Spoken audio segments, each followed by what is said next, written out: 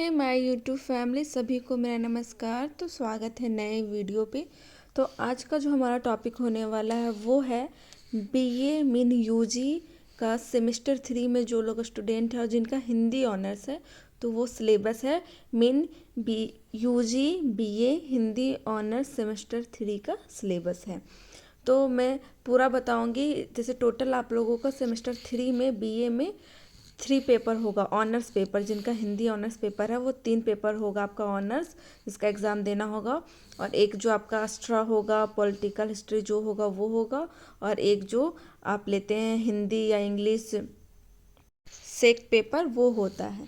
इस हिसाब से होता है। तो मैं यहाँ पे बात कर रही हूँ सिर्फ ऑनर्स का। तो हम लोग देखेंगे कि हमारे ऑनर्स पेपर में क्या क्या पढ़ना है। तो जैसे कि ये हमारा फर्स्ट पेपर है, मतलब सेमेस्टर 3 का जो हमारा पहला पेपर जो पढ़ना है वो जैसे कि आप स्क्रीन में देख रहे हैं यही हमारा फर्स्ट पेपर है। तो टोटल हमारा हो जाता है इकाई 4, इकाई 1 2 3 4। तो ये इकाई 4 तक को पूरा पढ़ना होता है फर्स्ट पेपर में। फिर हम लाइन बाय लाइन देखेंगे, फिर सेकेंड पेपर देखेंगे, फिर थर्ड पेपर। तो चलिए ज़्यादा बकबक ना करते हुए शुरू करते हैं। तो वीडियो को शुरू करने से पहले एक इम्पॉर्टेंट बात कहना चाहूँगी। अगर आप मेरे चैनल पर नए तो सब्सक्राइब जरूर कीजिए, बहुत सारा प्यार और सपोर्ट दीजिए। और आपको कोई भी टॉपिक पे वीडियो चाहिए होगा कि इस टॉपिक पे आप वीडियो बना दीजिए, तो मैं बिल्कुल अपने भाषा में बनाती हूँ, टॉपिक को चर्चा करती हूँ, ताकि आप लोगों को वो रट्टा मार या याद करने की ज़रूरत ना पड़े। बिल्कुल अच्छे से वो खुद सुनने के बाद समझ में आ जाए और आप एग्ज़ाम में अच्छे से अच्छे लिख सके। ऑलरेडी छायावाद की नामकरण पर स्थितियाँ उपलब्धियाँ और प्रवृत्तियाँ पे वीडियो मेरा अपलोडेड है, जाके आप चेक कर ले। अगर आपको नहीं मिलता है तो आप कमेंट सेक्शन में पूछिए, मैं वहाँ पे आपसे लिंक शेयर कर दूँगी। तो चलिए शुरू करते हैं। तो जैसे कि पहले हैं इकाई 1 में हमें पढ़ना है छायावाद की नामांकन परिस्थितियाँ उपलब्धियाँ और प्रवृत्तियाँ। मीन छायावाद का नामांकन कैसे छायावाद नाम पड़ा उसके बारे में पूरे विस्तार से पढ़ना है। फिर उसकी परिस्थितियाँ क्या क्या थी, मतलब होता है सामाजिक परिस्थितियाँ, राजनीतिक परिस्थितियाँ, ये सारे उस टाइम की छायावाद जब चल रहा था उस टाइम क्या क्या परिस्थितियाँ थी। फिर उपलब्धियाँ, फिर छायावाद का जो समय काल था उस टाइम क्या क्या उपलब्धि वो प्राप्त हुआ उस समय, वो सारी चीज़। फिर प्रवृत्तियाँ, मतलब उसकी बनावट कैसी थी। तो ये हमारा इकाई 1 में पढ़ना है छायावाद की नामांकन परिस्थितियाँ उपलब्धियाँ और प्रवृत्तियाँ।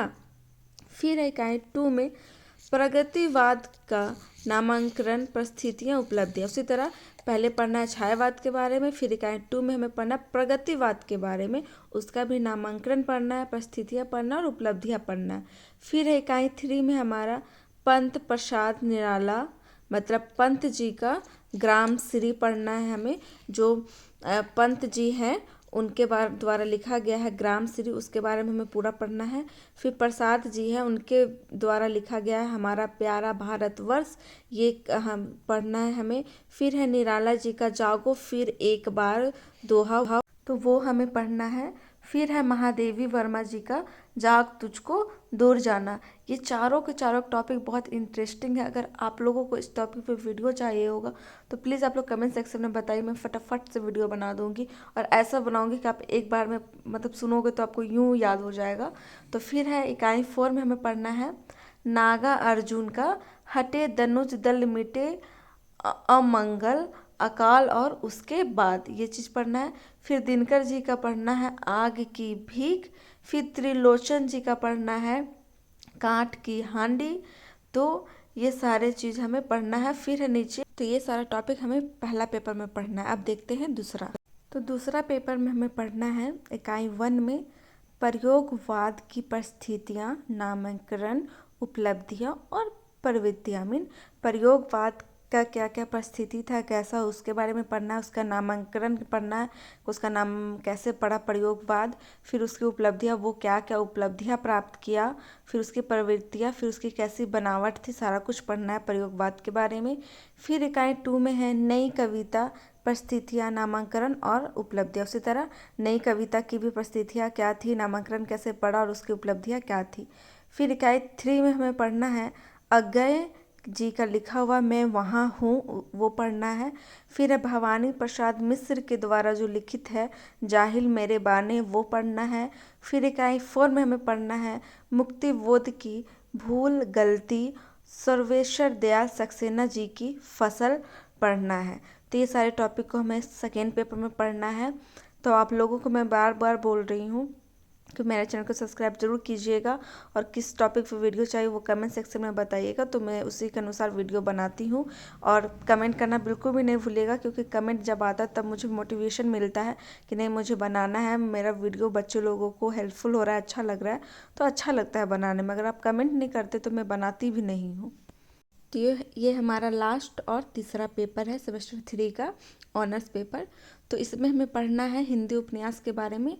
तो इकाई 1 में हमें पढ़ना है हिंदी उपन्यास की परिभाषा, स्वरूप और विशेषताएं। मीन हिंदी उपन्यास के बारे में उनके परिभाषा पढ़ेंगे कि हिंदी उपन्यास किसे कहते हैं, किसे बोला जाता है, किस प्रकार का होता है। फिर उसका स्वरूप मतलब उसकी बनावट क्या है, उसका प्रकार क्या है, वो सारी चीज़ को पढ़ेंगे। फिर और उसकी विशेषताएं, और उसकी विशेषता क्या है, मतलब उसकी महत्व क्या है, उसमें क्या गुण है, इस चीज़ के बारे में हमें पढ़ना है। फिर इकाई 2 में है हिंदी उपन्यास के उद्भव और विकास। मतलब हिंदी उपन्यास का उद्भव और विकास कब हुआ, कैसे हुआ, स्वतंत्रता पूर्व और स्वतंत्रोत्तर, मतलब आज़ादी से पहले और आज़ादी के बाद का पढ़ना है। फिर इकाई 3 में हमें पढ़ना है चित्रलेखा, जो कि भगवती चरण वर्मा द्वारा लिखित है, वो हमें पढ़ना है। और इकाई 4 में पढ़ना है निर्मला पढ़ना है, जो प्रेमचंद जी के द्वारा लिखा गया है। तो थर्ड पेपर में हमें इतना ही पढ़ना है। तो ये था हमारा UG BA Hindi honours semester 3 का सिलेबस। ये सिलेबस मेरा विनोबा भावे यूनिवर्सिटी का है, शायद किसी और का भी सेम होता हो, मुझे कंफर्म पता नहीं, पर ये विनोबा भावे का ही है, क्योंकि मैं खुद विनोबा भावे यूनिवर्सिटी से हूँ, इस वजह से। तो आई होप ये वीडियो आप लोगों को बहुत हेल्पफुल रहा होगा, अच्छे से टॉपिक को समझ में आया होगा, सिलेबस में अच्छे से समझा पाए होंगे, मुझे आशा है।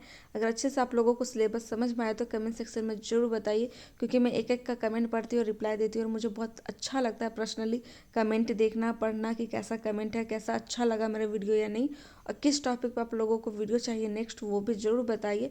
और एग्ज़ाम आप लोगों को कब से वो भी बताइए, मैं एग्ज़ाम के अनुसार आपका एक एक टॉपिक कंप्लीट कराते जाऊँगी, आप लोग कमेंट करते रहेंगे। तो चलिए, थैंक यू फॉर वॉचिंग। फिर मिलते हैं नेक्स्ट अच्छे इंटरेस्टिंग वीडियो के साथ। और मैं बता दूं, मैं ब्लॉग भी बनाती हूँ, रेगुलर तो नहीं, कभी कभार हो जाता है, तो ब्लॉग भी बनाती हूँ, शॉर्ट्स वीडियो भी बनाती हूँ, तो आप लोग वो वीडियो में भी बहुत सारा प्यार दीजिए।